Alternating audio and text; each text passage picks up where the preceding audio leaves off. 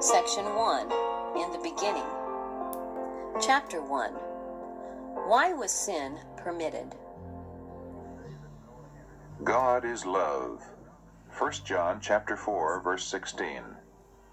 His nature, his law is love. It ever has been. It ever will be. The high and lofty one that inhabiteth eternity, whose ways are everlasting, changeth not. With him is no variableness, neither shadow of turning. Isaiah chapter 57, verse 15. Habakkuk chapter 3, verse 6. James chapter 1, verse 17. Every manifestation of creative power is an expression of infinite love. The sovereignty of God involves fullness of blessing to all created beings. The psalmist says, "Strong is thy hand, and high is thy right hand. Righteousness and judgment are the foundation of thy throne. Mercy and truth go before thy face. Blessed is the people that know the joyful sound. They walk, O Lord, in the light of thy countenance. In thy name do they rejoice all the day, and in thy righteousness are they exalted.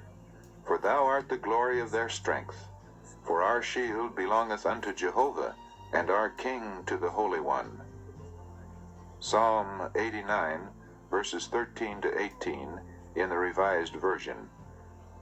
In this text, and in some other Bible quotations used in this book, the word Jehovah is employed instead of Lord, as rendered in the American supplement to the Revised Version.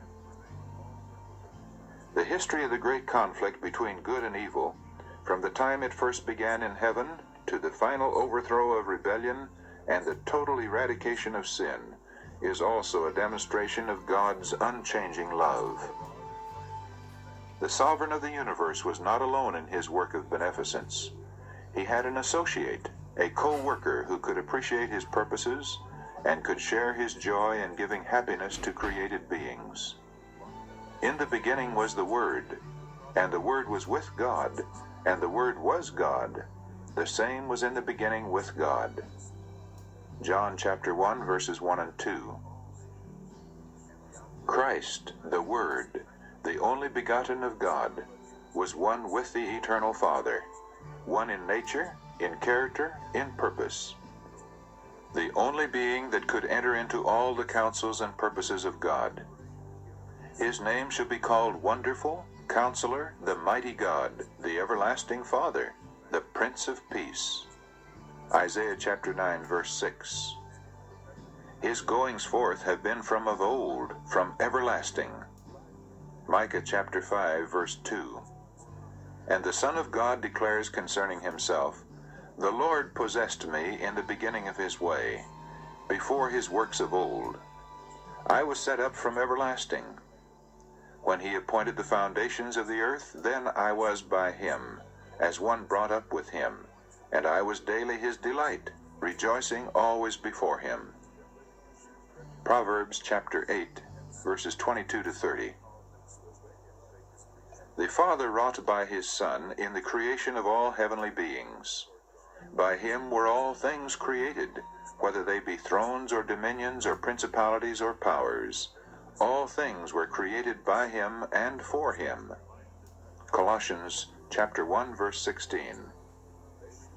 Angels are God's ministers, radiant with the light ever flowing from his presence and speeding on rapid wing to execute his will. But the Son, the anointed of God, the express image of his person, the brightness of his glory, upholding all things by the word of his power, holds supremacy over them all. Hebrews chapter 1, verse 3. A glorious high throne from the beginning was the place of his sanctuary. Jeremiah chapter 17, verse 12. A scepter of righteousness, the scepter of his kingdom. Hebrews chapter 1, verse 8. Honor and majesty are before him. Strength and beauty are in his sanctuary. Psalm 96, verse 6. Mercy and truth go before his face. Psalm 89, verse 14. The law of God, being the foundation of the government of God, The happiness of all intelligent beings depends upon their perfect accord with its great principles of righteousness. God desires from all his creatures the service of love, service that springs from an appreciation of his character. He takes no pleasure in a forced obedience, and to all he grants freedom of will, that they may render him voluntary service. So long as all created beings acknowledged the allegiance of love, there was perfect harmony throughout the universe of God. It was the joy of the heavenly host to fulfill the purpose of their Creator. They delighted in reflecting his glory and showing forth his praise. And while love to God was supreme, love for one another was confiding and unselfish. There was no note of discord to mar the celestial harmonies. But a change came over this happy state. There was one who perverted the freedom that God had granted to his creatures. Sin originated with him, who, next to Christ, had been most honored of God and was highest in power and glory among the inhabitants of heaven. Lucifer, son of the morning, was first of the covering cherubs, holy and undefiled. He stood in the presence of the great Creator, and the ceaseless beams of glory enshrouding the eternal God rested upon him. Thus saith the Lord God, Thou sealest up the sum, full of wisdom and perfect in beauty. Thou hast been in Eden, the garden of God. Every precious stone was thy covering. Thou art the anointed cherub that covereth, and I have set thee so. Thou wast upon the holy mountain of God. Thou hast walked up and down in the midst of the stones of fire. Thou wast perfect in thy ways from the day that thou wast created, till iniquity was found in thee. Ezekiel chapter 28, verses 12 to 15. Little by little, Lucifer came to indulge the desire for self-exaltation. The scripture says, Thine heart was lifted up because of thy beauty. Thou hast corrupted thy wisdom by reason of thy brightness. Ezekiel chapter 28, verse 17. Thou hast said in thine heart, I will exalt my throne above the stars of God. I will be like the Most High. Isaiah chapter 14, verses 13 and 14. Though all his glory was from God, this mighty angel came to regard it as pertaining to himself.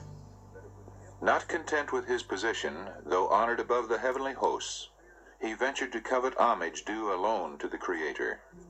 Instead of seeking to make God supreme in the affections and allegiance of all created beings, it was his endeavor to secure their service and loyalty to himself.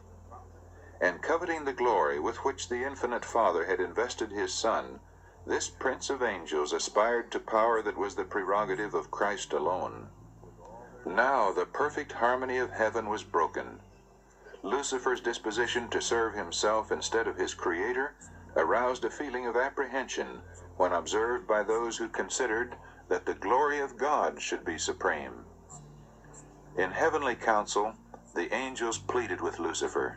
The Son of God presented before him the greatness, the goodness, and the justice of the Creator, and the sacred unchanging nature of his law. God himself had established the order of heaven, and in departing from it, Lucifer would dishonor his Maker and bring ruin upon himself. But the warning given in infinite love and mercy only aroused a spirit of resistance. Lucifer allowed his jealousy of Christ to prevail, and became the more determined.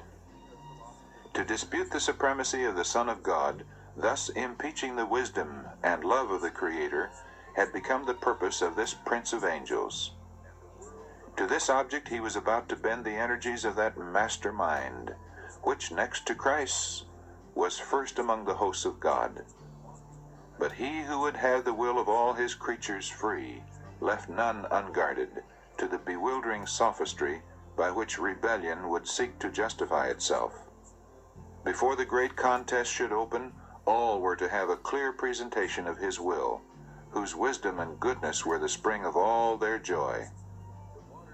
The King of the universe summoned the heavenly host before him, that in their presence he might set forth the true position of his Son and show the relation he sustained to all created beings. The Son of God shared the Father's throne, and the glory of the eternal self-existent one encircled both. About the throne gathered the holy angels, a vast unnumbered throng, 10,000 times 10,000 and thousands of thousands. Revelation chapter 5, verse 11. The most exalted angels, as ministers and subjects, rejoicing in the light that fell upon them from the presence of the deity.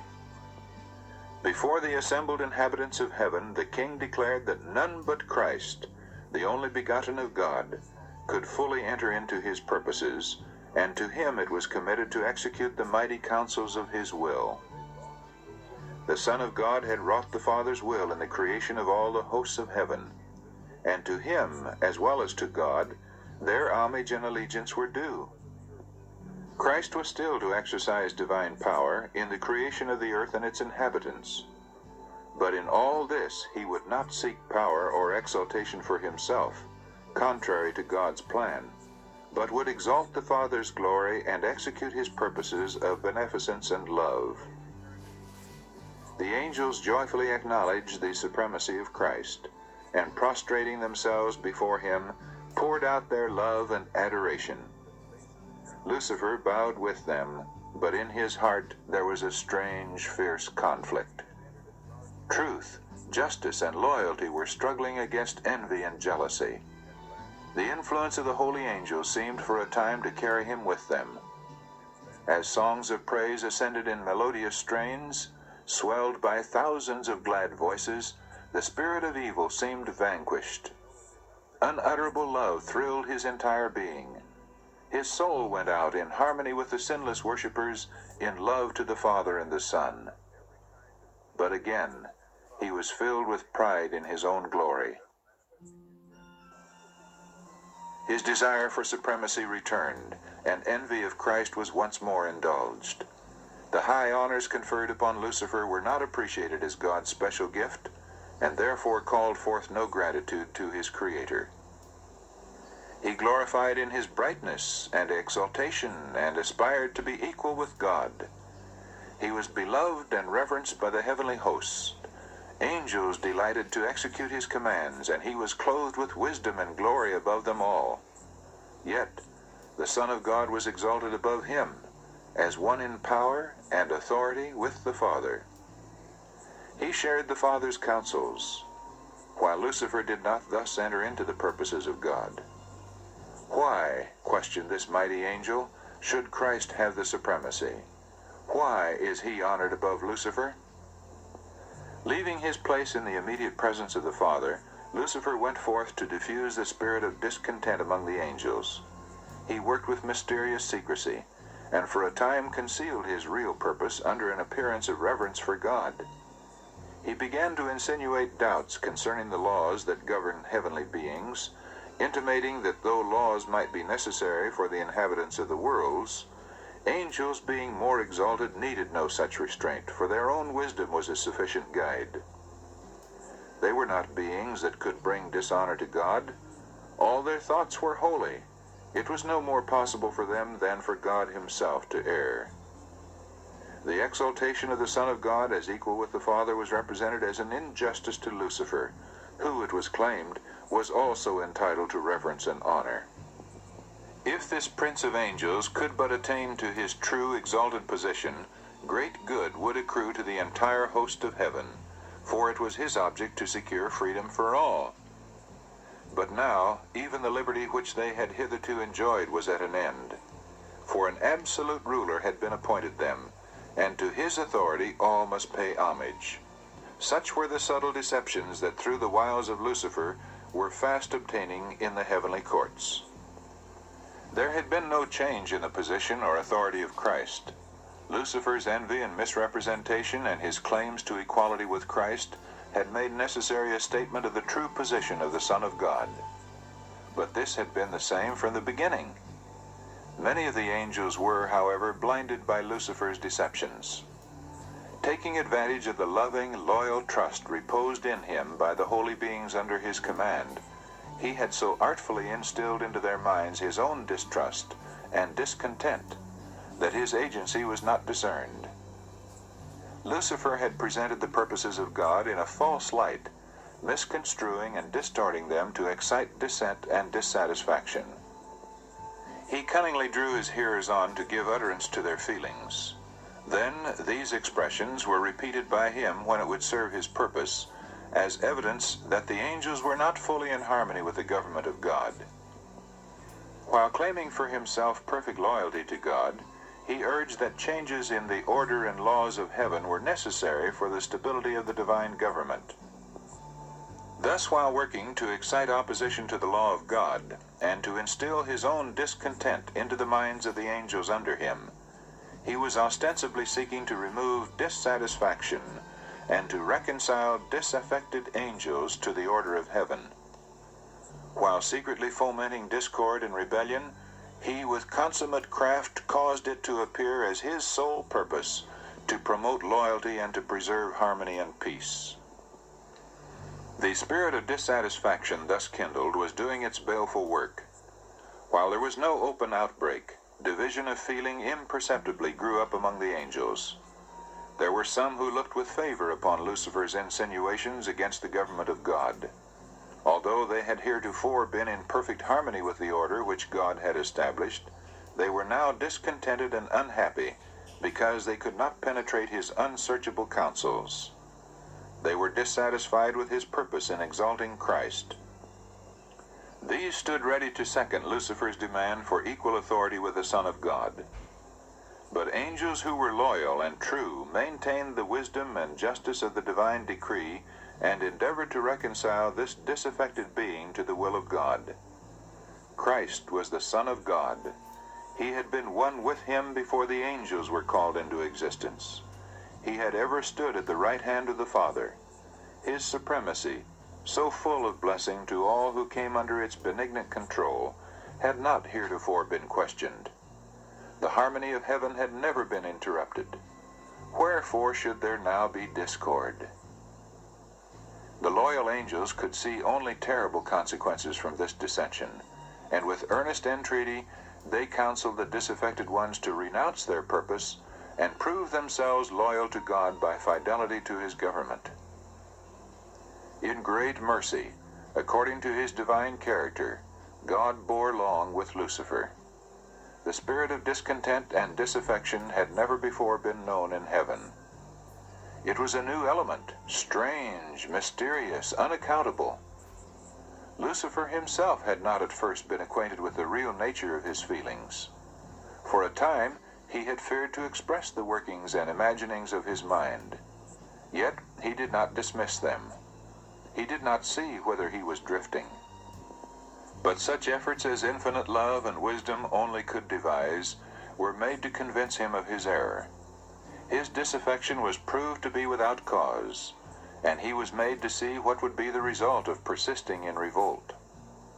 Lucifer was convinced that he was in the wrong. He saw that the Lord is righteous in all his ways and holy in all his works. Psalm 145, verse 17. That the divine statutes are just, and that he ought to acknowledge them as such before all heaven.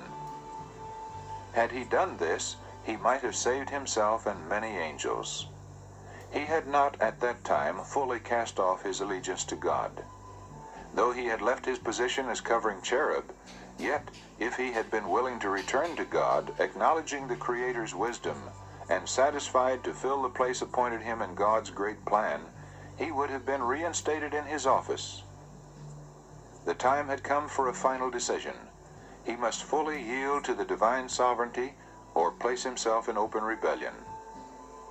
He nearly reached the decision to return, but pride forbade him. It was too great a sacrifice for one who had been so highly honored to confess that he had been in error, that his imaginings were false, and to yield to the authority which he had been working to prove unjust.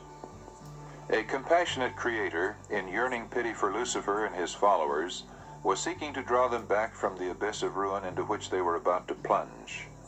But his mercy was misinterpreted. Lucifer pointed to the long-suffering of God as an evidence of his own superiority, an indication that the King of the universe would yet accede to his terms. If the angels would stand firmly with him, he declared, they could yet gain all that they desired. He persistently defended his own course and fully committed himself to the great controversy against his Maker. Thus it was that Lucifer, the light-bearer, the sharer of God's glory, the attendant of his throne, by transgression became Satan, the adversary of God and holy beings, and the destroyer of those whom heaven had committed to his guidance and guardianship. Rejecting with disdain the arguments and entreaties of the loyal angels, he denounced them as deluded slaves. The preference shown to Christ he declared an act of injustice both to himself and to all the heavenly host, and announced that he would no longer submit to this invasion of his rights and theirs. He would never again acknowledge the supremacy of Christ. He had determined to claim the honor which should have been given him, and take command of all who would become his followers.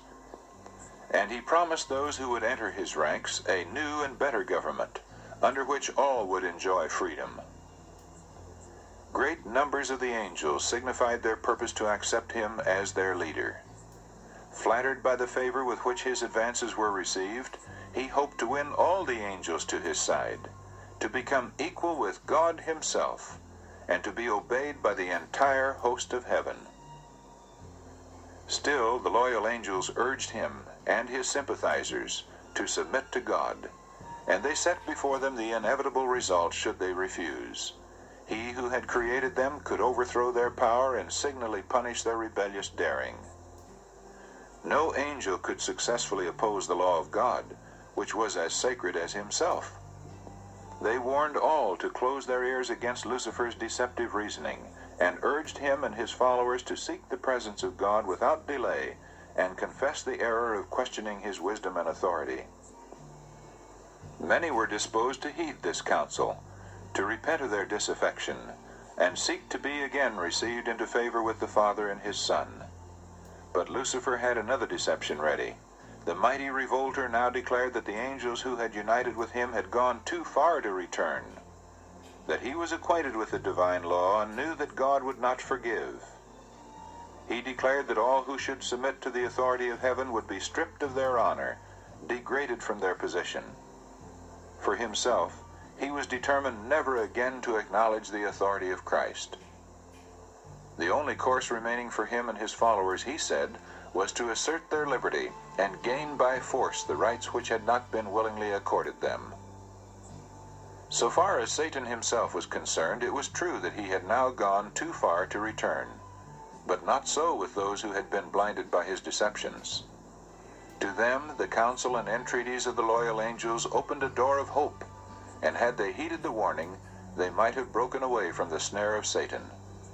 But pride, love for their leader, and the desire for unrestricted freedom were permitted to bear sway, and the pleadings of divine love and mercy were finally rejected. God permitted Satan to carry forward his work until the spirit of disaffection ripened into active revolt. It was necessary for his plans to be fully developed, that their true nature and tendency might be seen by all. Lucifer, as the anointed cherub, had been highly exalted. He was greatly loved by the heavenly beings, and his influence over them was strong. God's government included not only the inhabitants of heaven, but of all the worlds that he had created. And Lucifer had concluded that if he could carry the angels of heaven with him in rebellion, he could carry also all the worlds. He had artfully presented his side of the question, employing sophistry and fraud to secure his objects. His power to deceive was very great. By disguising himself in a cloak of falsehood, he had gained an advantage. All his acts were so clothed with mystery that it was difficult to disclose to the angels the true nature of his work. Until fully developed, it could not be made to appear the evil thing it was. His disaffection would not be seen to be rebellion. Even the loyal angels could not fully discern his character or see to what his work was leading. Lucifer had at first so conducted his temptations that he himself stood uncommitted. The angels whom he could not bring fully to his side he accused of indifference to the interests of heavenly beings. The very work which he himself was doing, he charged upon the loyal angels. It was his policy to perplex with subtle arguments concerning the purposes of God. Everything that was simple he shrouded in mystery, and by artful perversion cast doubt upon the plainest statements of Jehovah. And his high position, so closely connected with the divine government, gave greater force to his representations. God could employ only such means as were consistent with truth and righteousness. Satan could use what God could not: flattery and deceit. He had sought to falsify the word of God and had misrepresented his plan of government, claiming that God was not just in imposing laws upon the angels, that in requiring submission and obedience from his creatures, he was seeking merely the exaltation of himself. It was therefore necessary to demonstrate before the inhabitants of heaven and of all the worlds that God's government is just, his law perfect. Satan had made it appear that he himself was seeking to promote the good of the universe. The true character of the usurper and his real object must be understood by all. He must have time to manifest himself by his wicked works. The discord which his own course had caused in heaven, Satan charged upon the government of God. All evil he declared to be the result of the divine administration. He claimed that it was his own object to improve upon the statutes of Jehovah. Therefore, God permitted him to demonstrate the nature of his claims, to show the working out of his proposed changes in the divine law. His own work must condemn him. Satan had claimed from the first that he was not in rebellion. The whole universe must see the deceiver unmasked. Even when he was cast out of heaven, infinite wisdom did not destroy Satan. Since only the service of love can be acceptable to God, the allegiance of his creatures must rest upon a conviction of his justice and benevolence. The inhabitants of heaven and of the worlds, being unprepared to comprehend the nature or consequences of sin, could not then have seen the justice of God in the destruction of Satan. Had he been immediately blotted out of existence, some would have served God from fear rather than from love. The influence of the deceiver would not have been fully destroyed, nor would the spirit of rebellion have been utterly eradicated. For the good of the entire universe, through ceaseless ages, he must more fully develop his principles, that his charges against the divine government might be seen in their true light by all created beings, and that the justice and mercy of God and the immutability of his law might be forever placed beyond all question. Satan's rebellion was to be a lesson to the universe through all coming ages, a perpetual testimony to the nature of sin and its terrible results. The working out of Satan's rule, its effects upon both men and angels, would show what must be the fruit of setting aside the divine authority. It would testify that with the existence of God's government is bound up the well-being of all the creatures he has made. Thus the history of this terrible experiment of rebellion was to be a perpetual safeguard to all holy beings, to prevent them from being deceived as to the nature of transgression, to save them from committing sin and suffering its penalty. He that ruleth in the heaven is the one who sees the end from the beginning, the one before whom the mysteries of the past and the future are alike outspread, and who, beyond the woe and darkness and ruin that sin has wrought, beholds the accomplishment of his own purposes of love and blessing. Though clouds and darkness are round about him, righteousness and judgment are the foundation of his throne. Psalm 97, verse 2, the Revised Version. And this the inhabitants of the universe, both loyal and disloyal, will one day understand. His work is perfect, for all his ways are judgment. A God of truth and without iniquity, just and right is he. Deuteronomy chapter 32, verse 4.